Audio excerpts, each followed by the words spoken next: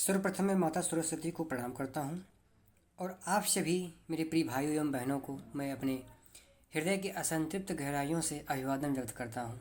जैसा कि हमने पिछली कक्षा में रस के ऊपर चर्चा कर रहे थे और आज हम उसी कक्षा को पूर्ववत आगे की ओर बढ़ाते हुए चलेंगे। आज हम देख रहे हैं श्रृंगार रस। क्या देख रहे हैं? श्रृंगार रस। अब श्रृंगार रस के बारे में हम चर्चा करेंगे। इससे पहले हमने क्या बोला था? हास्य रस के बारे में चर्चा किया था, रौद्र रस के बारे में चर्चा किया था, विभत्स रस के बारे में चर्चा किया था और आज हम उसी क्रम से आज श्रृंगार रस के बारे में चर्चा करेंगे। जैसा कि यहाँ पे लिखा हुआ है, आप देख सकते हैं श्रृंगार रस। श्रृंगार रस, इसका व्याकरणिक अर्थ अगर देखा जाए, श्रृंगार रस का व्याकरणिक अर्थ अगर देखा जाए तो इसका अर्थ होता है सजावट। और काव्यशास्त्रीय अर्थ देखा जाए तो काम भावना का उद्रेक। काम भावना का उद्रेक। काव्यशास्त्रीय अर्थ की अगर हम चर्चा करें, इसका अर्थ होता है काम भावना का उद्रेक। श्रृंगार जो है दो शब्दों से मिलकर बना है, श्रृंग धन आर। श्रृंग धन आर। श्रृंग का अर्थ होता है काम भावना और आर का अर्थ होता है उद्रेक। उद्रेक यानी प्रकट होना। उद्रेक यानी बढ़ाना, यानी उसको क्या बोलते हैं, वो क्या होगा, उद्धृत करना यानी प्रकट करना। अगर हम इसकी परिभाषा की बात करें तो जब नायक और नायिका के हृदय में एक दूसरे के कारण रति नामक स्थायी भाव जागृत होकर विभाव, अनुभव व संचारी भावों से युक्त हो जाए तो वहाँ श्रृंगार रस की निष्पत्ति होती है। और श्रृंगार रस के अगर हम भेद के ऊपर चर्चा करें तो संयोग श्रृंगार, संयोग श्रृंगार को हम संभोग श्रृंगार के नाम से भी जानते हैं। और दूसरा क्या है? वियोग श्रृंगार। अब वियोग श्रृंगार को भी बांटा गया है पूर्व राग, मान, प्रवास, अकरुण। अकरुण को ही हम विप्रलंभ के नाम से भी जानते हैं। आप देख सकते हैं यहाँ पे जनरली आप इसको समझते हुए चलिए। एक बार हम इसको पुनः रिकैप करवा देंगे। पहले आप एक ओवरव्यू इसका ले लीजिए, आप पढ़ते हुए चलिए, आपको किसी भी प्रकार की कोई समस्या नहीं होगी। श्रृंगार रस हम पढ़ रहे हैं। श्रृंगार रस के भेद में, श्रृंगार रस के भेद में हम जाना संयोग श्रृंगार और वियोग श्रृंगार। यानी श्रृंगार रस के जो भेद हैं वो दो प्रकार के होते हैं, एक संयोग, दूसरा वियोग। अब वियोग श्रृंगार को भी बांटा गया निम्न भागों में, जैसे हो गया पूर्व राग, मान हो गया, प्रवास हो गया, करुण को, अब विप्रलंभ। यानी करुण रस को ही हम विप्रलंभ रस के नाम से भी जानते हैं। अब आप सोच रहे होंगे कि इसमें संयोग श्रृंगार तो समझ में आ रहा है, संभोग श्रृंगार जहाँ पे योग की बात हो, वियोग का मतलब होता है बिछड़ना, जहाँ बिछड़ने की बात हो वहाँ वियोग श्रृंगार। लेकिन वियोग श्रृंगार के जो भेद हैं, पूर्व राग, ये पूर्व राग क्या है, मान, ये मान का मतलब क्या है, प्रवास, ये प्रवास क्या है, करुण, विप्रलंभ, ये क्या है, हम इसके ऊपर भी चर्चा करेंगे। उदाहरणों के माध्यम से आपको हम समझाने का प्रयत्न करेंगे। आप वीडियो में बने रहिए, ठीक। किसी भी प्रकार की कोई आपको समस्या नहीं होगी। अब हम देखते हैं, एक एक करके देखते हैं। अब हम देखते हैं संयोग श्रृंगार के बारे में, ठीक। संयोग श्रृंगार के बारे में हम जानेंगे। संयोग श्रृंगार को हम संभोग श्रृंगार के नाम से भी जानते हैं। संयोग श्रृंगार को हम संभोग श्रृंगार के नाम से भी जानते हैं। आप देख सकते हैं यहाँ पे संयोग श्रृंगार और संभोग श्रृंगार के नाम से भी जानते हैं। जब नायक नायिका परस्पर नजदीक हों, नजदीक का मतलब पास हों, जब नायक नायिका परस्पर नजदीक हों, उनके हृदय में रति नामक स्थायी भाव जागृत होकर विभाव, अनुभव, विभाव क्या होता है, अनुभव क्या होता है, संचारी भाव क्या होता है, ये सब हम आपको पिछली कक्षाओं में बता चुके हैं, ठीक। अब भावों से युक्त होकर तो वहाँ संयोग श्रृंगार की अभिव्यक्ति होती है, निष्पत्ति होती है, समझे। जब नायक नायिका परस्पर नजदीक हों, उनके हृदय में रति नामक स्थायी भाव, आप यहाँ पे देख सकते हैं कौन सा स्थायी भाव, रति, उनके हृदय में रति नामक स्थायी भाव जागृत होकर जब वो विभाव से, अनुभव से, संचारी भावों से पुष्ट हो जाता है तो वहाँ क्या होता है, संयोग रस की निष्पत्ति हो जाती है। अगर हम उदाहरण की बात करें तो आप उदाहरण यहाँ पे देख सकते हैं।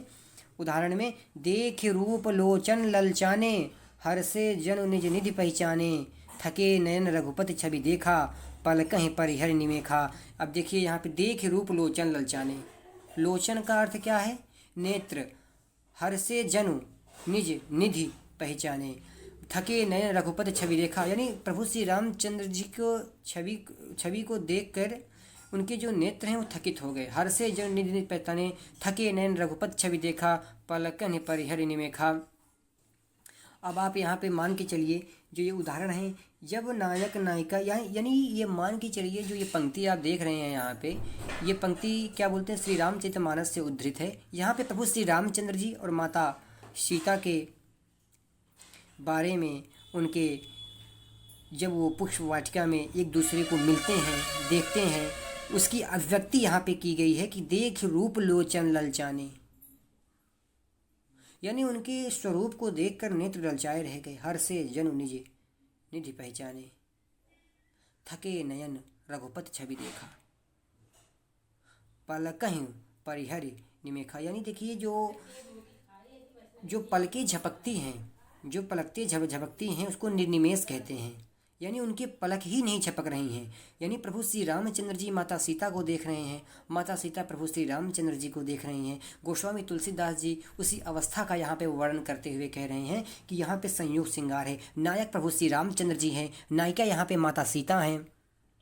वही यहाँ पे बताया गया है कि जब नायक और नायिका परस्पर नज़दीक हों, उनके हृदय में रति नामक स्थायी भाव जागृत होकर जब वो विभाव से, अनुभाव से, संचारी भावों से पुष्ट हो जाता है, तो वहाँ पे किसकी निष्पत्ति होती है? वहाँ पे संयोग श्रृंगार की निष्पत्ति होती है, संभोग श्रृंगार की निष्पत्ति होती है। आशा करता हूँ ये आपको समझ में आ गया है। अगर नहीं समझ में आया है तो आप दिक्कत मत लीजिएगा किसी प्रकार की। हम इसको पुनः वीडियो दोहराएंगे, जब इसको पूरा पढ़ाएंगे तो उसके बाद हम आपको जो आपके डाउट होंगे उसको हम क्लियर करते हुए चलेंगे, ठीक है। अब हम पढ़ेंगे वियोग श्रृंगार के ऊपर। ये क्या है हमारा वियोग श्रृंगार? वियोग श्रृंगार। अब देखिए, वियोग श्रृंगार क्या है? बी धन योग, दो शब्दों से मिलके बना है वियोग। ये हो गया बी, ये हो गया योग, ठीक। अब देखिए, बी का अर्थ होता है रहित और योग का अर्थ होता है मिलन। जब नायक नायिका, बी का अर्थ होता है रहित और योग का अर्थ होता है मिलन।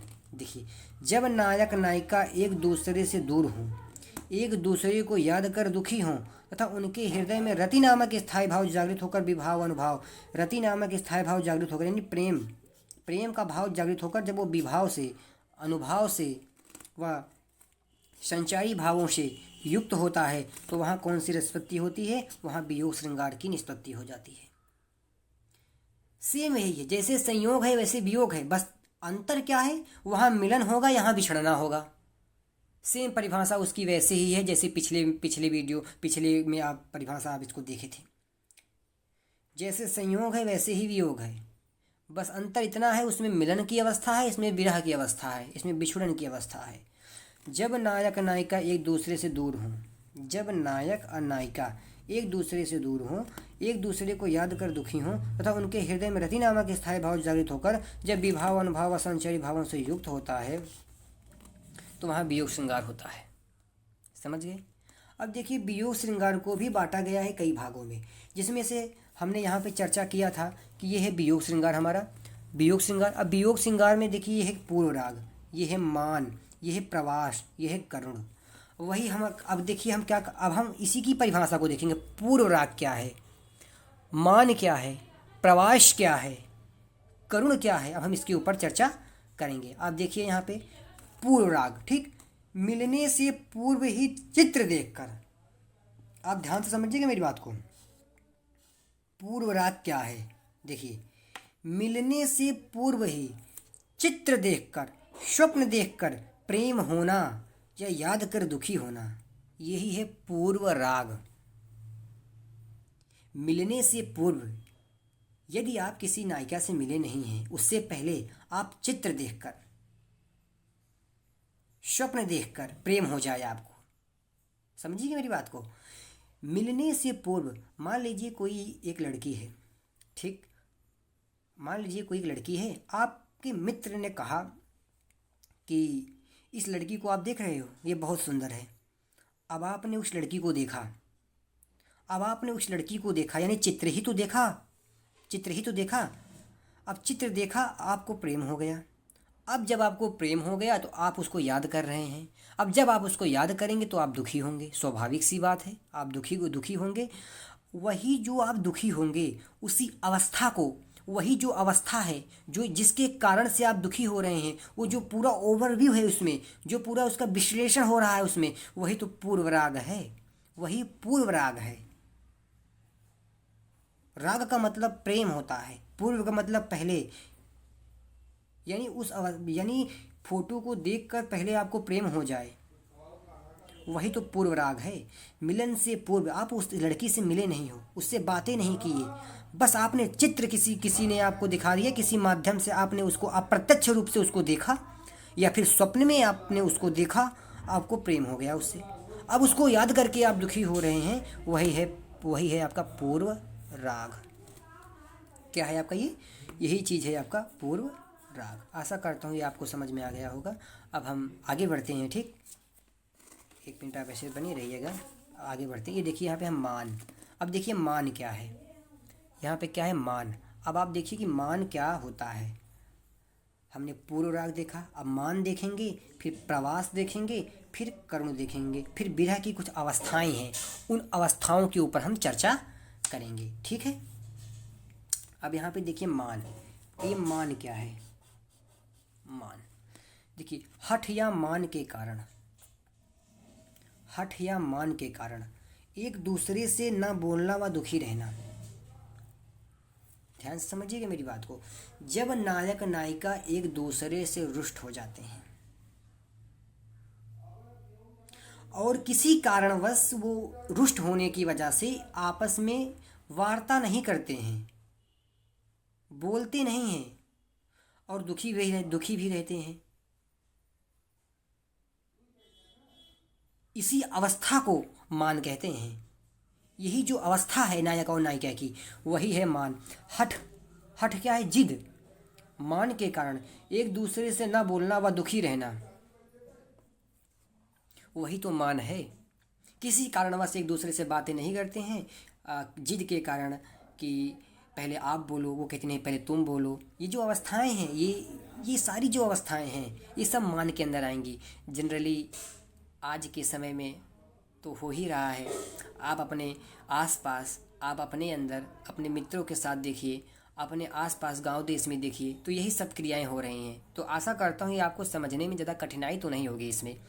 तो मान तो हो गया। हठ या मान के कारण जब नायिका एक दूसरे से, नायक नायिका न बात करें तो अब बात न करें तो दुखी होंगे, जब दुखी होंगे तो वही अवस्था जो है वो मान कहलाती है, ठीक। अब हम आगे बढ़ते हैं प्रवास की ओर। अब प्रवास क्या है? मान हो गया, अब प्रवास क्या है? देखिए प्रवास,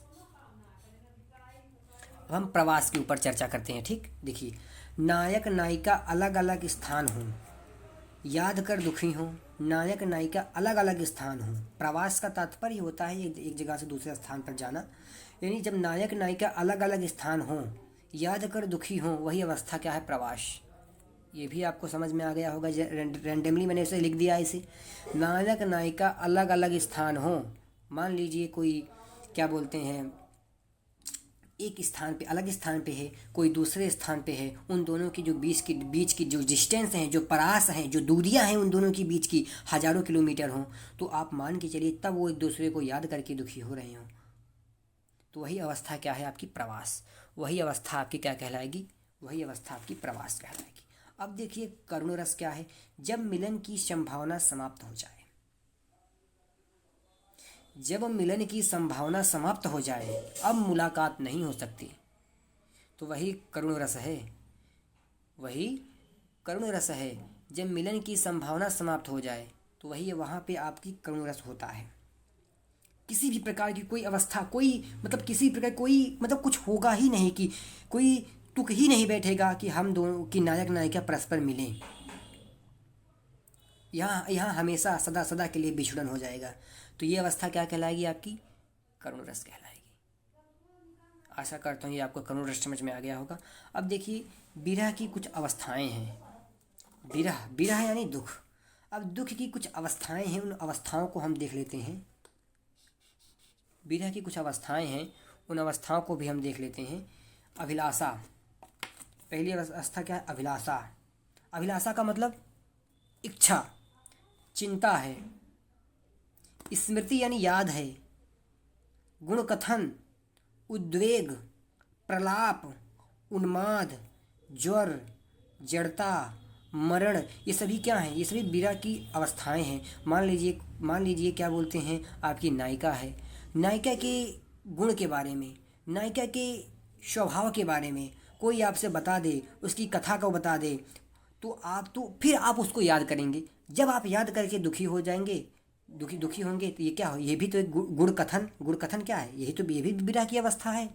इसके कारण भी तो आप दुखी हुए। अवस्थाएं क्या हैं जिसके कारण आप दुखी हों, वही अवस्थाएं। स्मृति यानी याद, उसको याद करेंगे, नायिका को याद करेंगे, या फिर नायिका नायक को याद करेगी, दुखी होगी। तो स्मृति भी क्या है, एक अवस्था है, एक जरिया है जिसके माध्यम से वो दुखी हो रहे हैं। चिंता, अभिलाषा, इच्छाएं हैं। ज्वर आ जाएगा, जड़ता, मरण की स्थिति आ जाएगी, एकदम आप पतली दुबली हो जाएंगे, संकीर्ण हो जाएंगे। ये अवस्थाएं क्या हैं, ये सभी विरह की अवस्थाएं हैं। अति मलिन वृषभानु कुमारी, हर श्रम जल अंतर तनु भीजे, ता लालच न धुआवत सारी। अति मलिन वृषभानु कुमारी, जो वृषभानु की कुमारी हैं, वो पुत्री हैं, वो बहुत ही मलिन हैं। यानी मलिन का तात्पर्य यहाँ किससे है, बहुत ही उनकी अवस्था बहुत ही दीनहीन हो गई है प्रभु श्री कृष्ण की याद में। हर श्रम जल अंतर तनु भीजे, यह चिंता ही तो है, उनके प्रति चिंता कर रही हैं वो। उनकी स्मृति उनको यहाँ पे स्मृति भी है, याद करके दुखी हो रही हैं। इच्छा भी है कि मैं उनसे मिल लूँ। अब मरण की स्थिति भी है, यहाँ पे मरण की स्थिति भी है। तो कहते हैं हर श्रम जल अंतर तनु भीजे, ता लालच न धुआ साड़ी। यानी प्रभु श्री कृष्ण के पसीने की कुछ बूंदें उनकी साड़ी पर है, उनकी साड़ी पे लगी हुई है। वो क्या है, उसी को वो याद कर रही हैं, वही स्मृति है। ता लालच न धुआ साड़ी, कि कहीं अगर मैं इस साड़ी को धुलवा दूंगी तो मेरी जो प्रियतम की याद है वो मिट जाएगी, इसीलिए वो उस साड़ी को धुलवाती नहीं है। ये है प्रेम की चरमोत्कर्ष अवस्था, ये है प्रेम की उच्चतम बिंदु। आप देख सकते हैं यहाँ पे किस तरीके से प्रेम की अभिव्यक्ति यहाँ पे की गई है, क्या बोलते हैं, प्रभु श्री कृष्ण के प्रति। अति मलिन वृषभानु कुमारी, हर श्रम जल अंतर तनु भीजे। आप इसको एक बार अनुभव तो करके देखिए, प्रेम की कैसी अवस्था है कि ता लालच न धुआवत साड़ी, कि उसी की वजह से वो साड़ी को नहीं धुलवा रही हैं। आशा करता हूँ ये आपको समझ में आ गया है। अगर नहीं समझ में आया है तो आप दिक्कत मत लीजिए, किसी प्रकार की समस्या आपको नहीं होगी। मैं फिर से इसको एक बार बताऊंगा आपको, ठीक। हास्य रस के ऊपर चर्चा करते हैं। हास्य रस क्या है, विनोद, हास्य। देखिए, किसी की विकृति वेशभूषा, विकृति वाणी, विकृत का मतलब जो सही ढंग से ना हो वही विकृत है, ठीक। अब वेशभूषा का मतलब होता है पहनावा ओढ़ावा ही वेशभूषा है। अब देखिए यहाँ पे क्या बोलते हैं, किसी की विकृति वेशभूषा, विकृति वाणी, विकृत चेष्टा आदि के कारण जब हृदय में हास्य नामक स्थायी भाव जागृत होकर जब वो विभाव से, अनुभाव से, संचारी भावों से युक्त हो जाए तो वहाँ हास्य रस की निष्पत्ति होती है।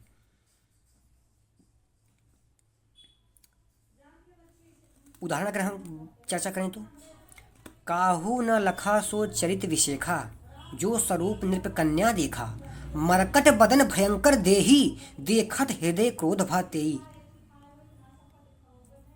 अब देखिए, ये प्रभु श्री रामचंद्र जी क्या बोलते हैं, जब आप गोस्वामी तुलसीदास जी द्वारा विरचित रामचरितमानस का अध्ययन करेंगे तो उसमें यहाँ पे क्या बोलते हैं कि हरि ने नारद जी को बंदर का रूप यहाँ पे दे दिया। उन्होंने क्या बोलते हैं, उन्होंने एक स्त्री को देखा जहाँ पे क्या बोलते हैं, कई देशों के राजा वहाँ पे आए थे। तो नारद जी ने क्या सोचा, वहाँ पे वो नारद जी गए, उन्होंने प्रभु श्री हरि से आके कहा कि प्रभु आप बहुत सुंदर हैं, मुझे आप एक ऐसा रूप दीजिए, ऐसा सुंदर रूप दीजिए जिससे वो जो युवती है वो मेरी हो जाए, वो मुझे वर्ण कर ले, मुझे वो पसंद कर ले, मुझे वो चुन ले। तो क्या बोलते हैं, तो यहाँ पे किस मतलब यहाँ वेशभूषा की ही तो वर्णन किया गया है, वेशभूषा इनका बदल दिया। काहू न लखा सो चरित विशेखा, जो स्वरूप नृप कन्या देखा। अरे जो उस कन्या ने उस रूप को देखा, उसको कोई, यानी उसके चरित्र कोई देख नहीं सका। मरकट बदन भयंकर देही, मरकट यानी बंदर का बदन यानी शरीर भयंकर देही, देखत हृदय क्रोध बाते ही, यानी उसको देखते ही क्या बोलते हैं उस कन्या को बड़ा ही क्रोध हुआ। उन्होंने स्वयं को नहीं देखा कि मेरा स्वरूप कैसा है, उन्होंने कहा कि प्रभु श्री कृष्ण ने मुझे स्वरूप दिया है तो बड़ा ही अच्छा होगा। और वहाँ पे क्या बोलते हैं जिस सभा में जहाँ पे कन्या का वर्ण हो रहा था, जहाँ पे स्वयंवर हो रहा था, वहाँ पे क्या बोलते कुछ शिव जी के गण भी आए हुए थे। गण मुस्कुरा रहे थे इनको देख के। 2 गण आए थे। काहू न लखा सो चरित विसेखा, जो स्वरूप कन्या देखा, नरराजा की पुत्री ने जो स्वरूप को देखा, मरकट बदल भयंकर दे ही, देखत हृदय क्रोध भाते ही। तो नारद ने कहा कि यहाँ जो सभा है, जो राजा महाराजा है, लोग इकट्ठे, वो मुझे देखकर हंस क्यों रहे हैं। तो उन्होंने जाके क्या बोलते हैं समुद्र के जल में, पानी में देखा तो उनका स्वरूप उनका स्वरूप बंदर का था। बड़े ही क्रुद्ध हुए वो, बहुत ही क्रोधित हो गए। उसके बाद जाकर उन्होंने क्या बोलते हैं प्रभु श्री हरि को श्राप दे दिया और परम पिता परमेश्वर अखिलेश्वर ब्रह्मांड नायक ने उनके उस श्राप को सिरोधार्य किया। अब इसके ऊपर हम ज़्यादा विस्तृत चर्चा नहीं करेंगे, नहीं तो वीडियो अधिक लंबी हो जाएगी। आप पढ़ लीजिएगा। ठीक, आशा करता हूँ ये आपको हास्य रस समझ में आ गया होगा। तो हम अगर आगे बढ़ें, नाना जैसे हास्य रस का एक उदाहरण और भी है, नाना वाहन नाना वेशा वेश शिव समाज ने देखा। यानी प्रभु श्री शंकर जी की जब बारात जा रही थी तो नाना वाहन नाना वेशा, अनेक प्रकार के वाहन थे वहाँ पे, अनेक प्रकार के वेशभूषा के लोग थे वहाँ पे। नाना वाहन नाना वेशा बिहसे शिव समाज निज देखा, यानी सब लोग अचंभित हो गए, सब लोग हंसने लगे शिव के समाज को देख के। उसमें भूत थे, पिशाच थे, किसी के 10 हाथ थे, किसी के 10 पैर थे, कोई गले में सांप लपेटा हुआ था, कोई बैल पे था, कोई किस पे था। यानी जितने भूत मंडली थी प्रभु शिव शंकर शंभू की, त्र्यंबकम की, दुर्जटी की, यानी उनको देख के सभी लोग हंसने लगे। तो यहाँ पे विकृत वेशभूषा का ही तो वर्णन है, यहाँ पे भी हास्य रस हो गया। आशा करता हूँ आपको हास्य रस समझ में आ गया होगा। अगर नहीं समझ में आया है तो आप हमें बताइएगा, हम फिर से इसके ऊपर चर्चा डीपली करेंगे। ठीक, अब देखिए यहाँ पे क्या है, वात्सल रस है। अब हम वात्सल रस के ऊपर थोड़ा चर्चा कर लेते हैं कि वात्सल रस क्या होता है।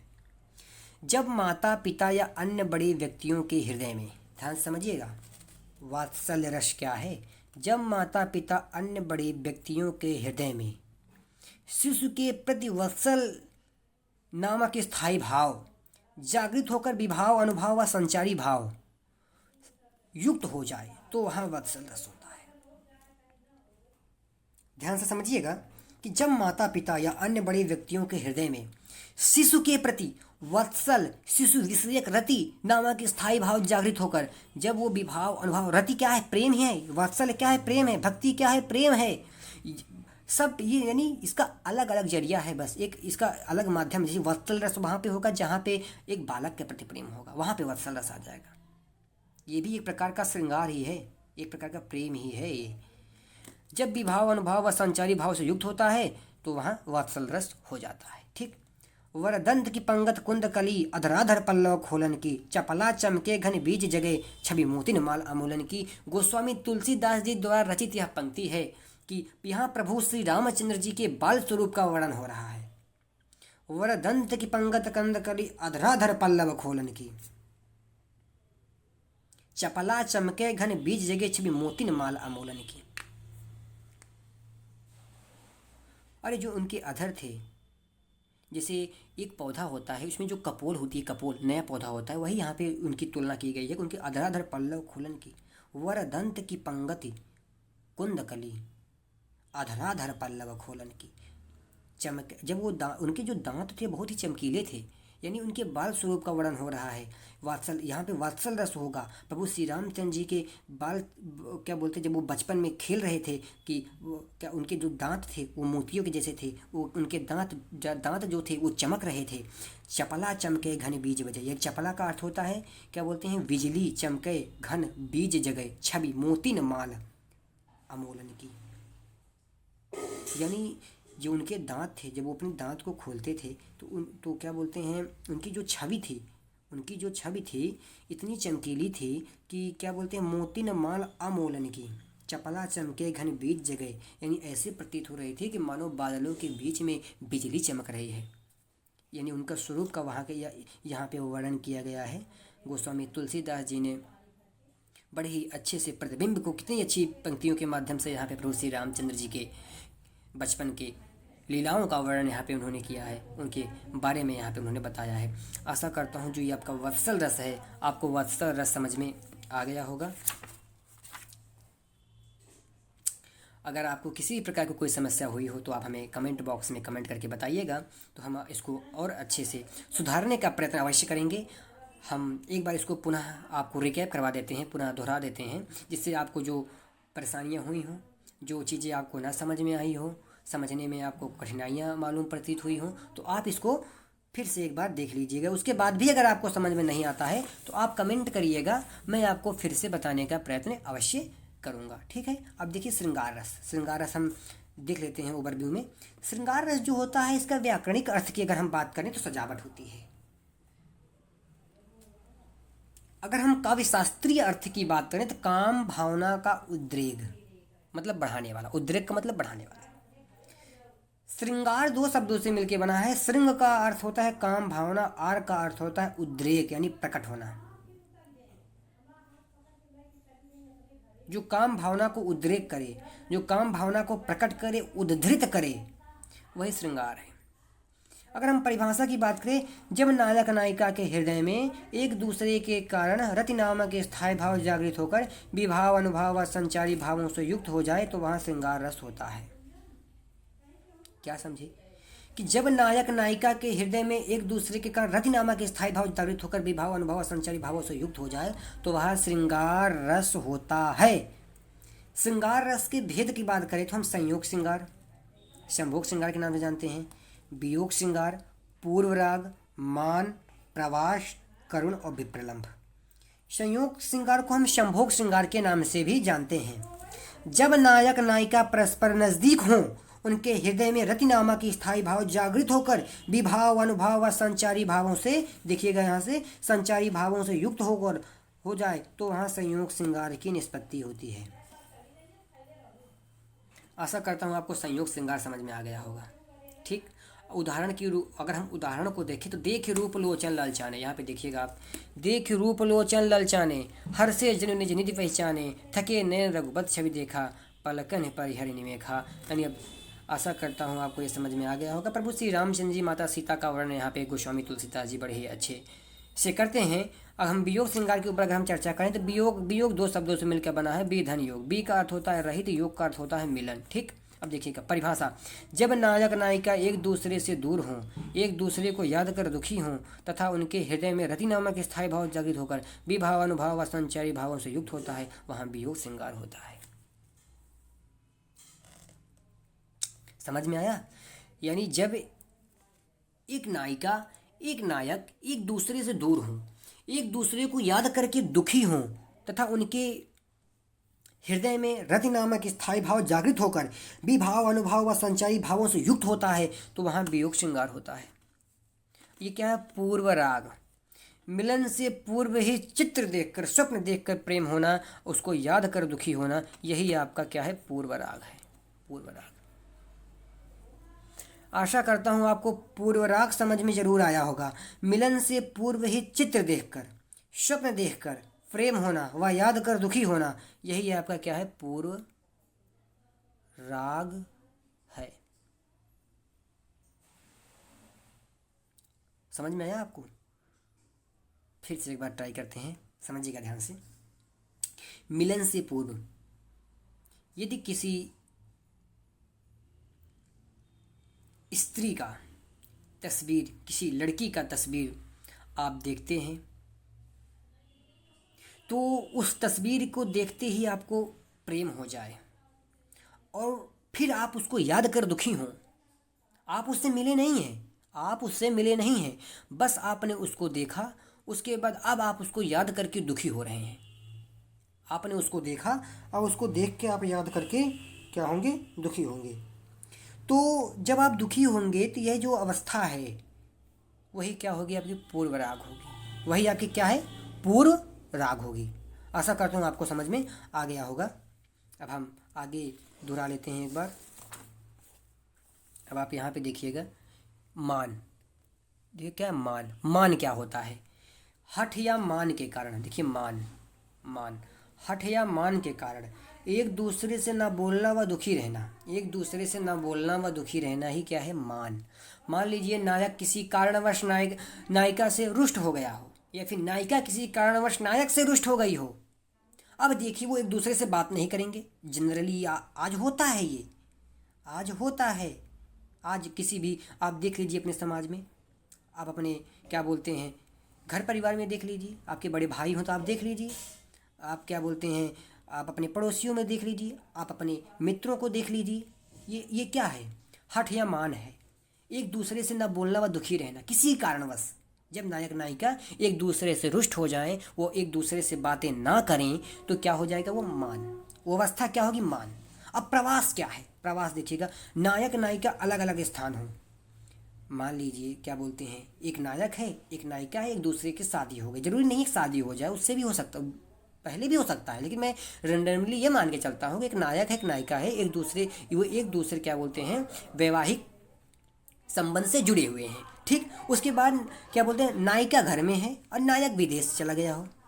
अब देखिए, अब जो एक दूसरे को याद करके अलग अलग स्थान पे हैं, अब वो एक दूसरे को याद करके दुखी होंगे।